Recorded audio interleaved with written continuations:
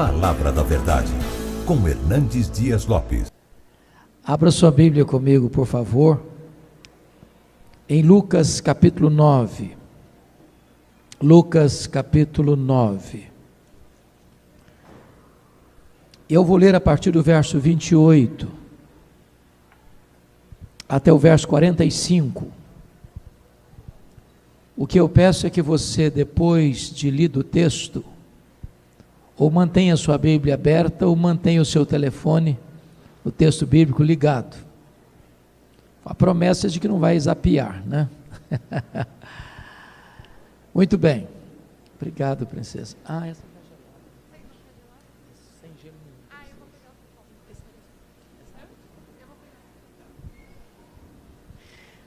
o Lucas 9, 28. Cerca de 8 dias depois de proferidas estas palavras, tomando consigo a Pedro, João e Tiago, subiu ao monte com o propósito de orar. E aconteceu que, enquanto ele orava, a aparência do seu rosto se transfigurou e suas vestes resplandeceram de brancura. Eis que 2 varões falavam com ele, Moisés e Elias, os quais apareceram em glória e falavam da sua partida, que ele estava para cumprir em Jerusalém. Pedro e seus companheiros achavam-se premidos de sono, mas conservando-se acordados, viram a sua glória e os 2 varões que com ele estavam. Ao se retirarem estes de Jesus, disse-lhe Pedro: Mestre, bom estarmos aqui.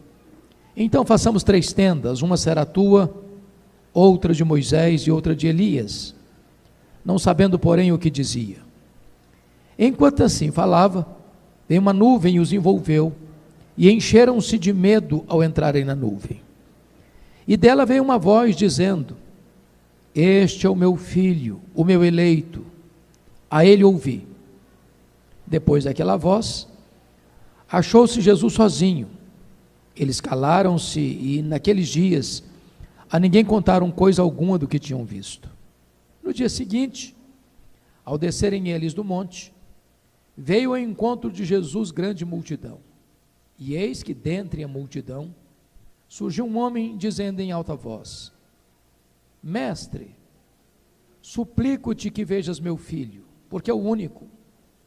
Um espírito se apodera dele, e de repente o menino grita, e o espírito o atira por terra, convulsiona-o até espumar, e dificilmente o deixa depois de o ter quebrantado.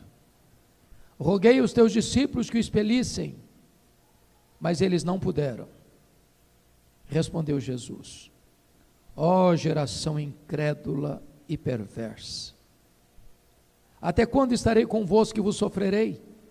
Traze o teu filho. Quando se aproximando, o demônio o atirou no chão e o convulsionou.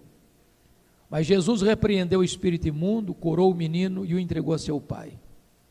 E todos ficaram maravilhados ante a majestade de Deus. Como todos se maravilhassem de quanto Jesus fazia, disse aos seus discípulos: Fixai nos vossos ouvidos as seguintes palavras: O Filho do Homem está para ser entregue nas mãos dos homens. Eles, porém, não entendiam isto, e foi-lhes encoberto para que não o compreendessem, e temeu interrogá-lo a este respeito.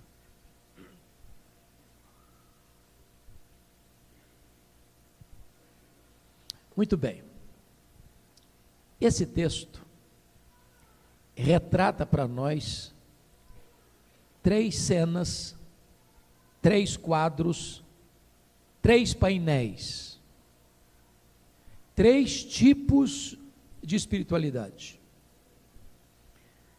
Eu vou categorizar a primeira espiritualidade de Pedro, Tiago e João. Segundo, eu vou categorizar a espiritualidade dos novos discípulos que não subiram o monte da transfiguração.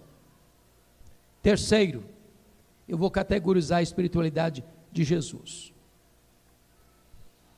Jesus subiu um alto monte com o propósito de orar. A tradição diz que é o Monte Tabor, perto de Nazaré. Outros pensam que é o Monte Hermon, o monte mais alto de Israel. Isso não importa, porque nós não fazemos peregrinação sagrada. O que importa é a lição do texto. Pedro, Tiago e João sobem o monte com Jesus, mas eles não oram, eles dormem. E lá no topo desse monte acontecem milagres, mas apesar de eles verem milagres, eles estão desprovidos de compreensão, de entendimento. Então eu vou chamar a espiritualidade de Pedro, Tiago e João como a espiritualidade do monte, do êxtase sem entendimento. Os 9 discípulos que ficaram no sopé do monte, diz a Bíblia que tinha uma multidão, tinha um pai aflito, o filho único endemoniado, pedindo para eles expelir os demônios do menino, eles não puderam. E Marcos 9:16, texto paralelo deste, nos informa que nesse tempo os escribas estavam discutindo com os discípulos. Eles estavam discutindo, mas estavam desprovidos de poder. Então vou chamar a espiritualidade dos 9 que ficaram como a espiritualidade do vale, discussão sem poder. E vamos sintetizar a espiritualidade de Jesus em 3 palavras: oração, obediência e poder. Então vamos à primeira cena, vamos ao primeiro quadro, vamos ao primeiro painel. A espiritualidade do monte, êxtase sem entendimento. Se vocês notaram comigo, quando Pedro, Tiago e João sobem esse monte com Jesus, está escrito assim: cerca de 8 dias depois. Depois de quê? O que é que precedeu esse fato, que leva Lucas a dizer que foi 8 dias depois? Acontece que Mateus 16 nos informa que Jesus estava lá no extremo norte de Israel, lá nas fraldas do Monte Hermon, lá em Bânias, onde nasce o Rio Jordão, lá em Cesareia de Filipe, quando Jesus faz uma enquete com os discípulos, perguntando a eles assim: que dizem os homens ser o Filho do Homem? Os discípulos respondem: mestre, o povo não sabe quem tu és não. Uns pensam que tu és João Batista, outros dizem que tu és Elias, outros dizem que tu és Jeremias, outros dizem que tu és alguns dos profetas. Em outras palavras, o povo sabe nada. Então Jesus pergunta para eles: e vós, quem dizeis que eu sou? E Pedro respondeu, porque ele era o falante do grupo: tu és o Cristo, o Filho do Deus vivo. Até aguardando um elogio de Jesus. Parabéns, Pedro, você é um cara inteligente, você é antenado, você sabe das coisas. Mas não foi o que Jesus disse para ele não. Jesus diz assim: bem-aventurado és, Simão Barjonas, porque não foi carne e sangue quem tu revelaram, mas o meu Pai que está nos céus. Em outras palavras, ô Pedro, você só sabe quem eu sou porque o Pai me revelou para você. Porque se o Pai não tivesse me revelado para você, como povo, você também não saberia quem eu sou. Então você e eu estamos aqui hoje, não é porque nós somos mais inteligentes que os outros, não. Estamos aqui porque um dia o Pai nos revelou o seu Filho e fomos alcançados pela graça dele.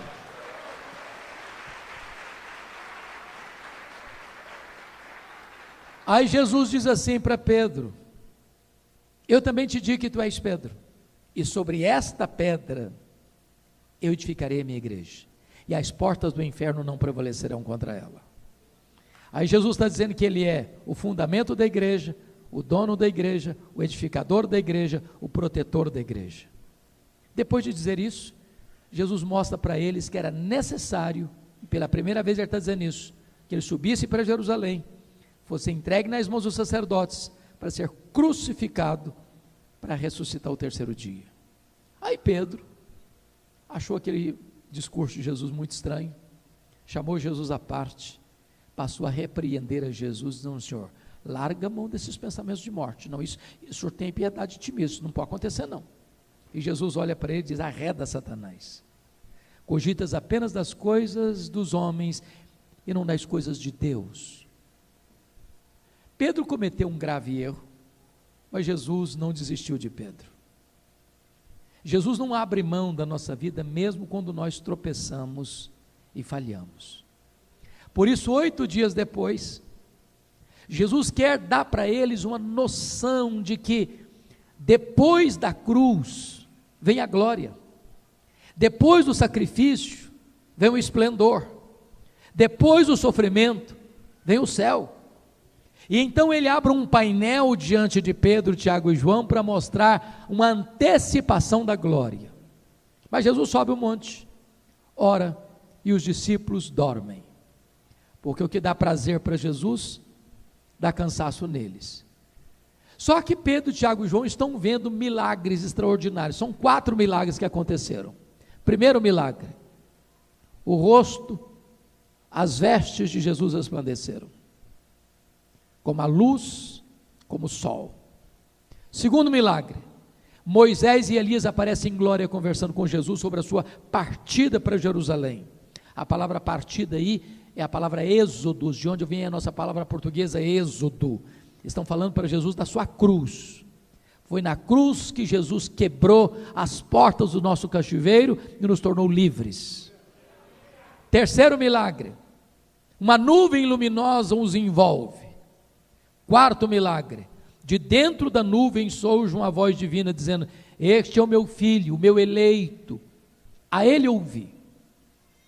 Notem comigo que os discípulos estão vendo coisas extraordinárias, pisando num terreno sobrenatural, vendo milagres esplêndidos, e não obstante isto, eles estão desprovidos de entendimento. Por que eu estou colocando isso? Nós vivemos no Brasil um país muito místico.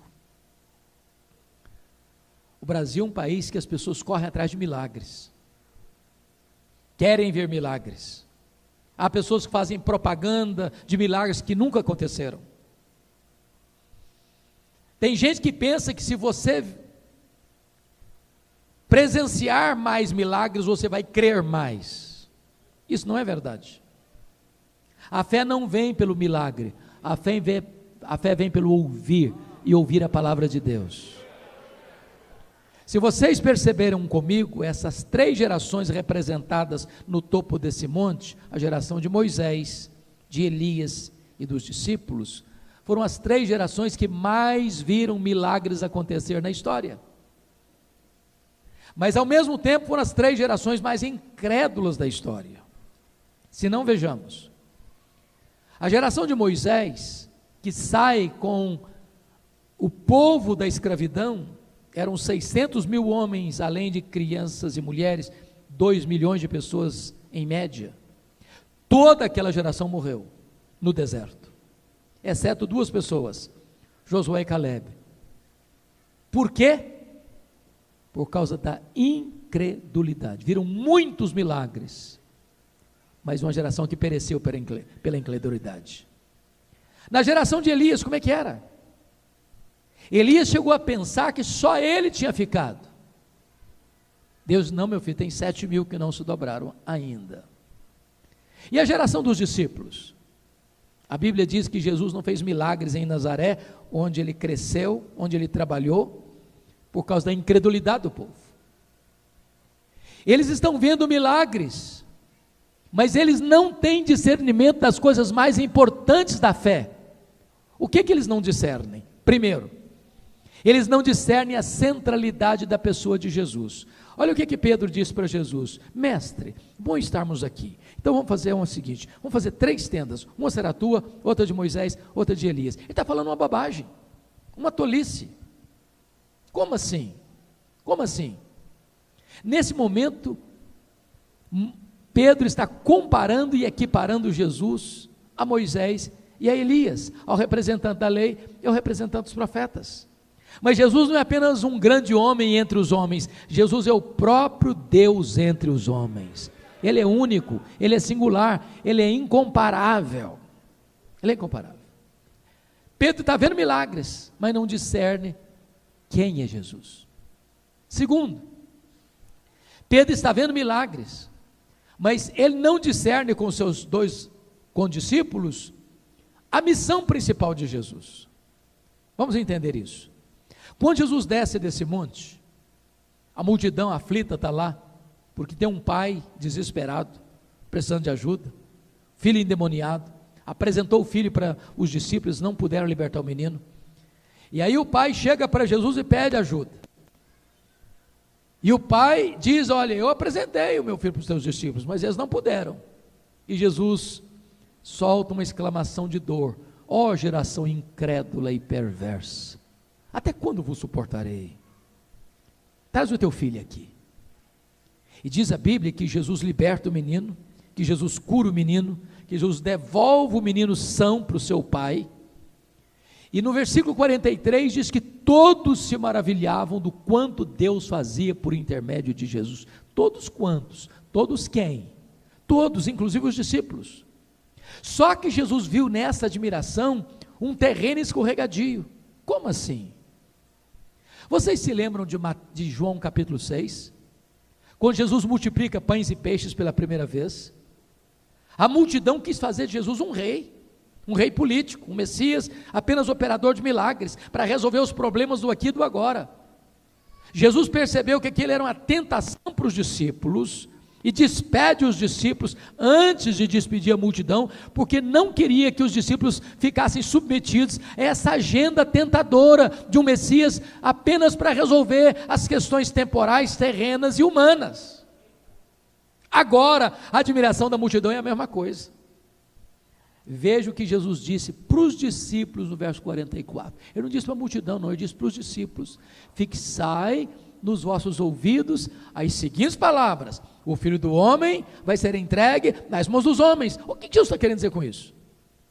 O que Jesus está dizendo é o seguinte: olha, entenda uma coisa, não fiquem encantados com o fato de eu libertar endemoniados, de eu curar enfermos, de eu purificar leprosos, de eu multiplicar pães e peixes. Não pensem vocês que eu desci para o céu para essa agenda. Não pensem vocês que eu vim só para isso. Não, não, não, não. Fixe nos ouvidos de vocês uma coisa: eu estou indo para Jerusalém, a minha agenda é em Jerusalém, é para lá que eu estou indo, e lá eu vou ser entregue, lá eu vou ser crucificado, lá eu vou ser sepultado, lá eu vou ressuscitar, porque é lá que eu vou libertar vocês, é lá que eu vou redimir vocês, é lá que eu vou declarar a libertação de vocês.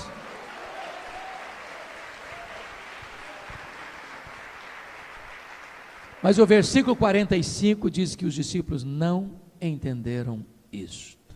Estão vendo milagres, mas não discernem quem é Jesus, nem o que Jesus Cristo veio fazer. Terceiro lugar, eles estão vendo milagres, mas eles não discernem a missão deles. Notem isso. Quando Pedro disse: mestre, bom estarmos aqui. É claro, um monte cheio de glória de Deus, um lugar maravilhoso.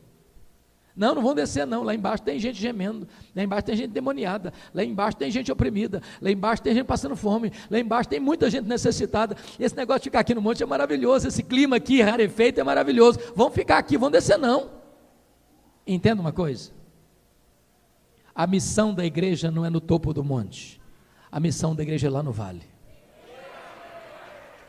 Aqui no topo do monte você vem para refazer suas forças, aqui no topo do monte você vem para recarregar suas baterias, mas é lá no seu trabalho, é lá na sua casa, é lá na sua família, é lá na sua parentela, é lá na sua empresa, é lá na sua escola, é lá na sua faculdade, é lá no enfrentamento do vale, é que tem gente sangrando, é que tem gente chorando, é que tem gente oprimida, é que tem gente viciada, e é lá que você vai exercer o seu ministério para a glória de Deus e para a libertação dos cativos. Quarto lugar, eles estão vendo milagres, mas eles não discernem a essência e a centralidade do culto. Se você perceber, quando aquela nuvem luminosa os envelopa,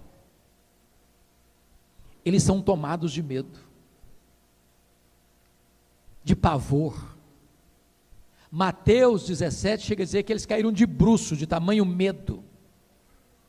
E aqui tem duas coisas que eu gostaria de focar. Tem dois extremos. O primeiro extremo é o que nós chamaríamos talvez de falta de reverência. Lá em Eclesiastes diz que quando você for entrar na casa de Deus, você guarda o seu pé. Falta de reverência não tem nada a ver nem com silêncio, nem com barulho. Nós vimos aqui um movimento de vocês festivo. É possível ter reverência no festivo, e é possível não ter reverência no silêncio, e é possível ter reverência no silêncio e não ter reverência no festivo, porque Deus não olha a aparência, Deus vê o coração.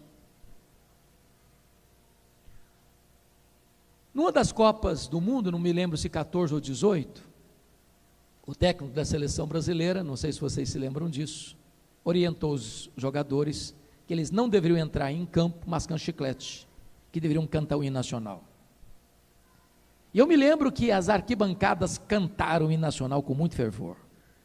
E eu fiquei pensando, se uma pessoa precisa ter uma atitude adequada para entrar numa Copa do Mundo, num campo de futebol, quanto mais eu devo ter o coração preparado para entrar na casa de Deus, onde a glória de Deus assiste. Mas tem um outro extremo, é o extremo de criar uma ideia de que Deus é um guarda cósmico, de que Deus é um xerife, que Deus está com um porrete na mão, para lhe dar uma bordoada, sempre que você pisa em falso. Às vezes os pais, inadvertidamente, não sabendo lidar com a peraltice dos filhos pequenos, cometem esse erro. Menino, fica quieto, senão Deus vai te castigar. Aí o menino cresce com essa ideia de que Deus é um guarda cósmico, que é um xerife, tem um porrete na mão.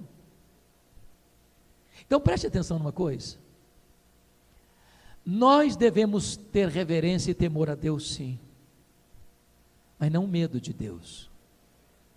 A nossa postura tem que ser a do pródigo. Na hora mais difícil da vida, você dizer assim: levantar-me-ei, irei ter com meu Pai. Em vez de você fugir de Deus, você corre para os braços de Deus. De saber que o seu Deus é seu Pai, e Ele ama você, e Ele está pronto a esperar você, a abraçar você, a beijar você, e a fazer uma festa com a sua volta. Espiritualidade do monte, êxtase sem entendimento. Vamos para o segundo quadro, a segunda cena, o segundo painel, a espiritualidade do vale. Marcos 9,16 nos informa no texto paralelo que os escribas estavam discutindo com os discípulos. Os discípulos que ficaram no monte também não oraram, também não jejuaram, também não libertaram os cativos. Eles estavam discutindo com quem? Com os escribas. Quem eram os escribas?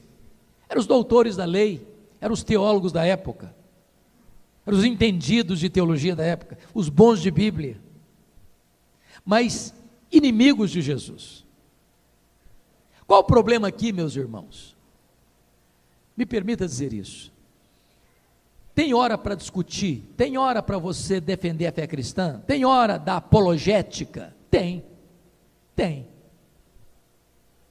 Mas é um grande risco da igreja passar muito tempo, ou boa parte do tempo, ou a maior parte do tempo, discutindo a obra em vez de fazer a obra.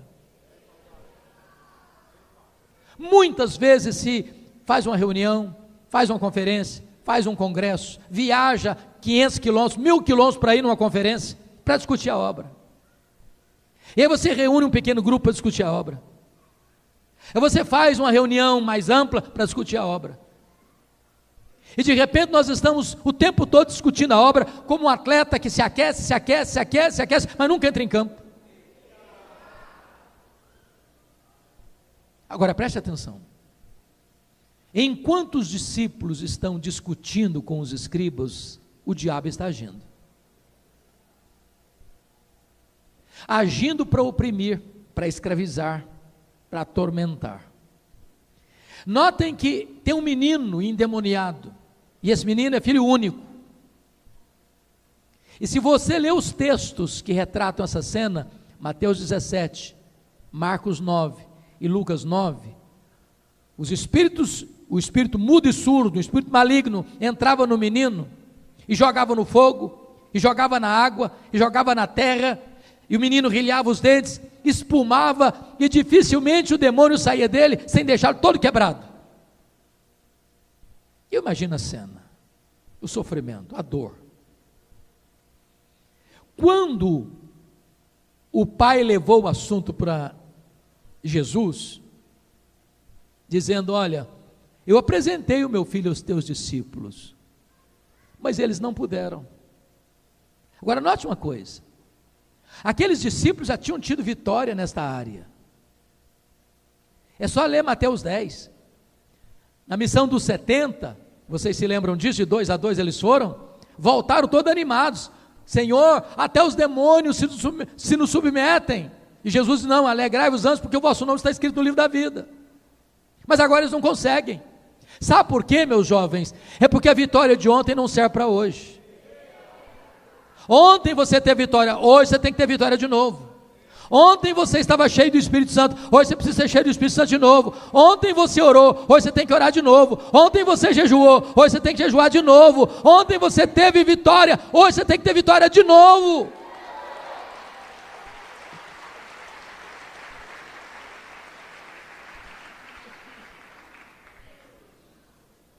Agora notem, quando o menino é apresentado a Jesus, ou o pai chega para Jesus, Jesus faz uma pergunta para ele: desde quando esse menino está assim?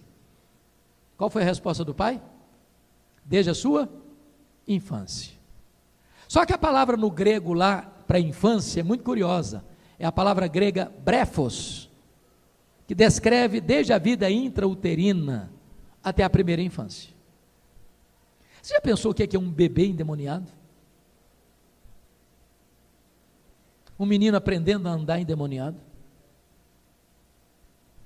Você já imaginou o sofrimento daquele pai de ver o menino de repente brincando com os coleguinhas, sair correndo e se enfiar no fogo? Alguém tem que pular lá e tirá-lo. Está brincando, de repente o demônio entra nele, ele sai correndo e mergulha numa poça d'água, tem que correr lá e tirá-lo. Ou joga no chão, sai todo ralado. Agora, para um pouquinho comigo. Eu não sei se vocês vão concordar comigo nesse particular. A sensação que eu tenho é que há uma agenda global, perversa, maligna, para atingir as crianças da nossa geração, para capturar a mente das nossas crianças. Ô, gente, se você olhar Hollywood, se você olhar Disney, se você olhar o que está por trás dos programas infantis na televisão, Brasil afora e mundo afora, não dá para bater as coisas, não combina infantilidade ou uma criança, a vida infantil, com tanta violência, com tanto misticismo, essa tendência de erotizar as crianças, essa ideia de confundir a cabecinha delas. Tem uma agenda terrível e uma mente maligna por trás. Me permita ilustrar. Eu estava no meu gabinete pastoral, lá em Vitória, quando uma senhora, membro da igreja, uma membro nova da igreja, tinha chegado recentemente, ela tinha uma menininha de 3 anos, e um dia essa mãe me liga desesperada. Ela estava caminhando pelas ruas de Vitória, com a criança dela, a menina de 3 anos no colo, e ela cantava um hino, um cântico espiritual. E enquanto ela está andando e cantando, a menina no colo dela desfigura o rosto, olha com um olhar pesado para ela e começa a falar blasfêmias do nome de Deus. Ela tomou um susto, pensa que era um surto psicótico, dali mesmo vai para o médico não encontra nada, corre para um psicólogo, o psicólogo não encontra nada, e ela me liga. Eu disse: traz a sua filha aqui. Quando a mãe chegou, pastor, se assentou na minha frente, e eu conversando com a mãe, e a menina me olhando, num olhar pesado por cima. Quando eu comecei a falar do nome de Jesus, a menina saltou do colo da mãe, começou a serpentear no chão como uma cobra, falando blasfêmias e impropérios. Eu clamei pelo nome de Jesus, o Senhor libertou a menina, E eu perguntei: mãe, me conta um pouco da história dessa filha. Ela me disse: meu marido, envolvido com misticismo, com sincretismo religioso, quando eu estava grávida, eu consagrou essa menina no ventre aos espíritos malignos. Há hoje, certamente, muitas crianças debaixo desta opressão. Quando esse menino é levado a Jesus, Jesus o liberta, Jesus o cura, Jesus o devolve ao seu pai. Os discípulos não puderam. Por que não puderam? Eles perguntam para Jesus quando chegam em casa: por que nós não pudemos? Qual foi a resposta de Jesus para eles? Esta casta só sai com oração e jejum. Se vocês ainda não leram, eu recomendo a leitura desse livro. Para mim é a melhor obra sobre batalha espiritual em português, O Combate Cristão, de Mark Lloyd Jones. Ele diz que há demônios e demônios. A nossa luta não é contra carne e sangue, mas contra principados, potestades, dominadores deste mundo tenebroso, forças espirituais do mal nas regiões celestes. Nem toda batalha espiritual tem o mesmo nível de resistência.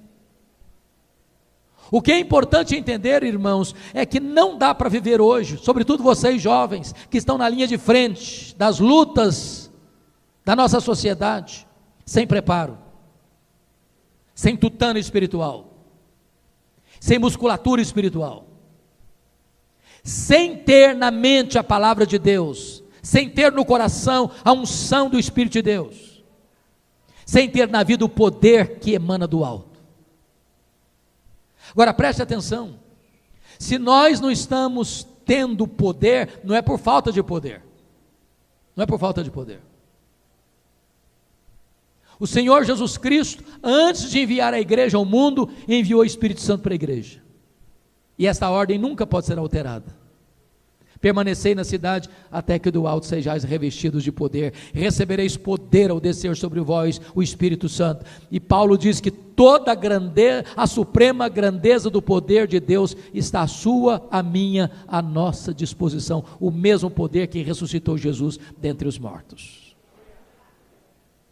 Então não dá para estar no vale, discutindo a obra, sem orar, sem jejuar, e sem fazer o trabalho. Os discípulos estão no vale discutindo sem poder. Mas agora quero apresentar a vocês o terceiro painel. É a espiritualidade de Jesus. E você vai notar comigo que a espiritualidade de Jesus se caracteriza de três maneiras. Primeiro, oração. Versículo 28 diz que ele subiu o monte com o propósito de orar, e orou. Só Lucas retrata isso, que ele orou, porque Lucas é o evangelho que retrata Jesus como homem perfeito, e como homem perfeito Jesus foi homem de oração, e porque ele orou, as vestes resplandeceram, porque ele orou, o rosto transfigurou, porque ele orou, a Shekinah de Deus estava sobre ele. Sem oração, os céus não descem à terra. Sem oração não tem glória de Deus sobre a nossa vida. Segundo, porque Jesus orou, o Pai o preparou antecipadamente para ir para a cruz. A conversa de Moisés e Elias, conforme Lucas 9:31, foi sobre a partida, a cruz. Então preste atenção nisso. Quem não ora, quando chega a crise, se desespera. Mas quando você tem uma vida de oração, ao chegar a crise, Deus já te preparou anteriormente, revestindo você de graça e poder para enfrentar a crise. Terceiro, porque Jesus orou, o Pai o defendeu. Notem que quando Pedro falou aquela tolice para ele, vamos fazer 3 tendas, uma será a tua, de Moisés, outra de Elias, comparando, equiparando Jesus com Pedro e Elias, com Moisés e Elias, Jesus não se defendeu, ele orou. Ele está ensinando para você o seguinte: você não tem que se defender, você tem que orar. Porque quando você ora, o Pai defende você. Quando você cuida da sua piedade, Deus cuida da sua reputação. E a defesa do Pai foi clara: este é o meu filho, o meu eleito, a ele ouvi. A segunda marca da espiritualidade de Jesus, notem comigo, é obediência. Capítulo 9, verso 31 diz que a agenda da conversa de Moisés e Elias com Jesus no monte foi sobre a sua partida, sobre o seu êxodo, sobre a sua cruz. A pergunta é: quando ele desce desse monte, qual é o compromisso dele com essa agenda? Primeiro, confira o versículo 44. Jesus, que estava sendo indiretamente levado para aquela admiração popular pelos milagres realizados, claramente define para os discípulos: fixai nos vossos ouvidos as seguintes palavras: o Filho do Homem vai ser entregue. Sabe o que ele está dizendo? Não pensem que eu vou mudar minha agenda, não pensem que eu vou alterar esse cronograma celestial. Eu vim do céu para ir para a cruz, e é para a cruz que eu estou indo. Então note que ele não vai para a cruz como um cordeiro vai esperneando para o altar. Ele vai para a cruz como um rei caminha para a sua coroação. Ele não levou em conta a ignomínia da cruz, mas ele foi para a cruz pela alegria que lhe estava proposta, a alegria de comprar você com o seu sangue e fazer de você filho de Deus.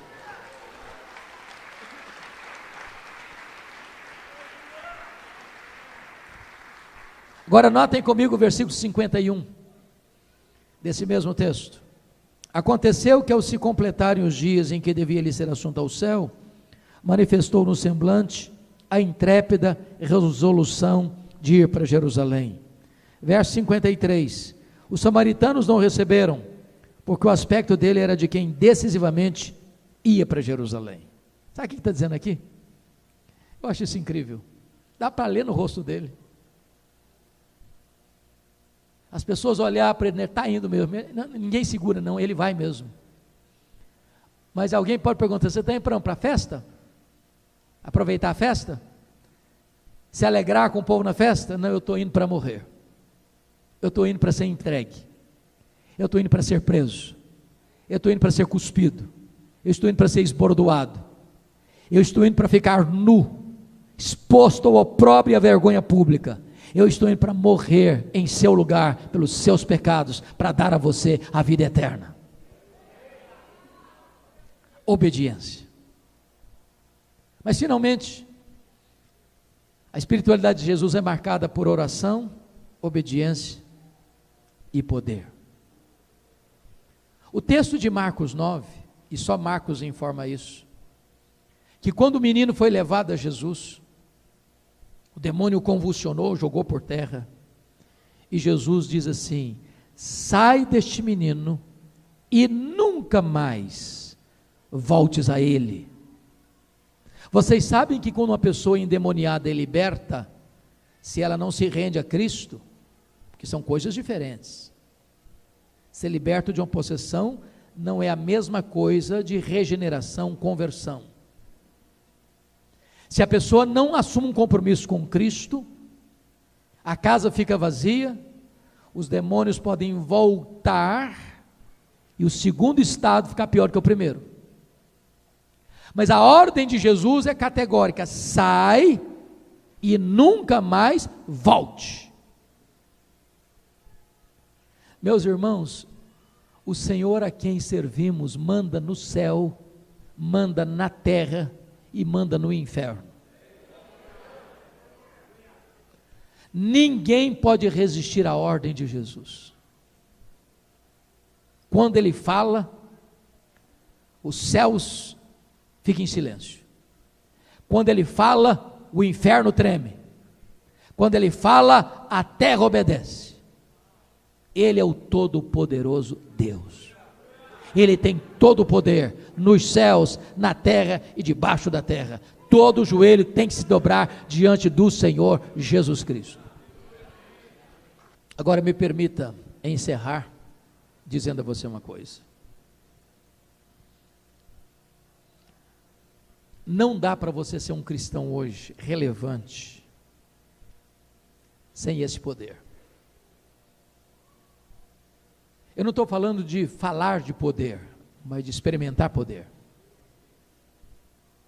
E poder não se recebe na academia, poder recebe-se de joelhos. Poder não tem a ver com cargo eclesiástico. Uma criança, um adolescente, um jovem pode ser cheio do Espírito Santo. Me permita terminar contando um fato que marcou minha vida. Eu fui pregar, pastor, há alguns anos, na formatura do seminário de Recife, na Igreja Presbiteriana das Graças, em Recife. Quando eu terminei de pregar, um dos formandos me chamou à parte e me contou a sua história. Ele me disse que no 4º ano, o ano em que ele estava se formando, ele recebeu um convite de uma das maiores igrejas nossas, para uma série de conferências, sexta, sábado e domingo. Isso é uma coisa inusitada. Nenhuma grande igreja convida para uma série de conferências um seminarista. Via de regra, convida um pastor mais experiente, mais conhecido. E eu costumo brincar que todo seminarista, sobretudo os formandos, tem uma leve sensação de que eles são fortes concorrentes com Charles Haddon Spurgeon. Então, ao ser convidado, ele botou seu melhor terno na mala, os seus melhores sermões, e foi se hospedar na casa do pastor da igreja. A conferência começava na sexta-feira, e antes do culto um fato inédito, estranho, acontece. Chega uma mulher apavorada na casa do pastor. Diz: pastor, preciso de ajuda. Eu falei: o que foi, minha irmã? Tem uma mulher endemoniada do lado da minha casa, está quebrando tudo dentro de casa, tem uma multidão na beira da porta dela, ninguém tem coragem de enfrentar o problema, vamos lá comigo. O pastor disse: minha irmã, que coisa interessante, acaba de chegar de Recife, um santo homem de Deus, preparado para essa tarefa. O seminarista começou a tremer as pernas, e gaguejando dizia: eu só vim avisar para o senhor que eu estou indo embora. Não, o pastor não deixou ele embora não, pegou o cara pela mão, estava andando com ele na rua. De longe eles viram a multidão ao redor da casa, os gritos cavernosos da mulher. Quando chegaram em frente à casa, o pastor olhou para o seminarista olhou para o chão, e o pastor disse: seminarista, o caso é todo seu, pode entrar na casa. Tremendo muito ele entrou. Quando ele entrou, se deparou com um quadro horrível. A mulher com os olhos arregalados, com os cabelos desdenhados, com o rosto desfigurado. E quando ele tentou esboçar a primeira frase, ela lhe deu uma bofetada na cara e o jogou ao chão. E no chão ele ficou por mais de 1 hora. E a mulher endemoniada rodeando, bufando como uma fera selvagem. Ele disse: pastor, a minha vida passou na minha cabeça como um filme. E eu percebi quão árido eu estava, quão seco, com conhecimento, mas vazio de poder. Lá pelas tantas, depois de 1 hora caída ao chão, ele começa a orar baixinho, talvez como Sansão agarrado naquelas colunas. Diz: meu Deus, restaura a minha sorte, restaura o meu poder, restaura a minha autoridade. E quando ele ora assim, a mulher caiu. E quando a mulher caiu, ele se levantou. Porque diante de Deus, humildade, mas diante do diabo, autoridade. E ele deu ordens aos demônios saírem daquela mulher. E a mulher ficou liberta. E ele, com lágrimas nos olhos, me conta uma coisa que eu nunca esqueci. Ele disse: pastor, eu entendi que não basta ser crente, não basta ser seminarista, não basta ser pastor, não basta ser missionário, não basta ser líder, Não basta conhecer teologia. Eu compreendi que eu precisava de poder. De poder. Hoje eu quero encorajar você, jovem, você que está aqui hoje, a imitar Jesus. A ser um jovem de oração. Um jovem obediente. Um jovem que tenha poder do Espírito Santo sobre a sua vida. Que você fuja da espiritualidade do monte, do êxtase sem entendimento. Que você fuja da espiritualidade do vale, da discussão sem poder.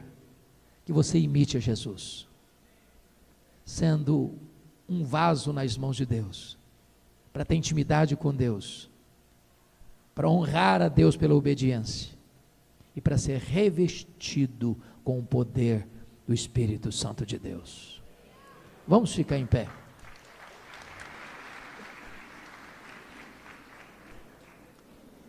Ó Senhor, aqui tem uma congregação com tantos jovens, jovens a quem Tu amas, a quem Tu resgataste da morte para a vida.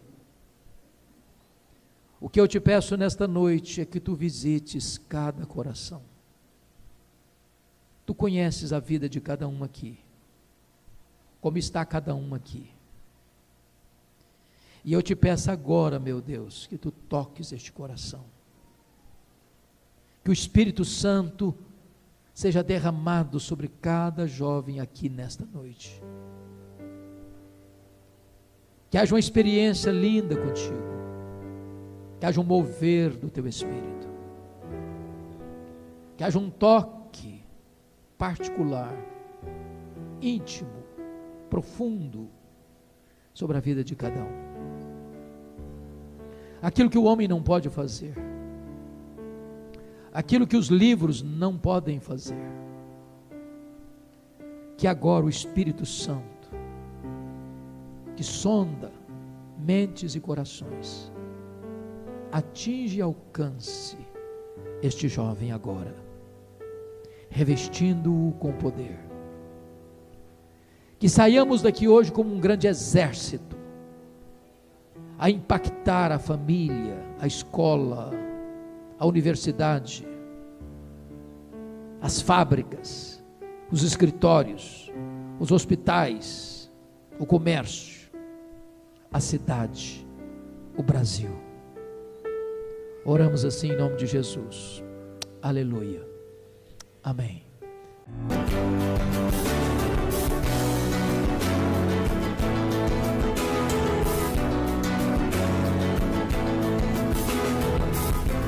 Palavra da Verdade, com Hernandes Dias Lopes.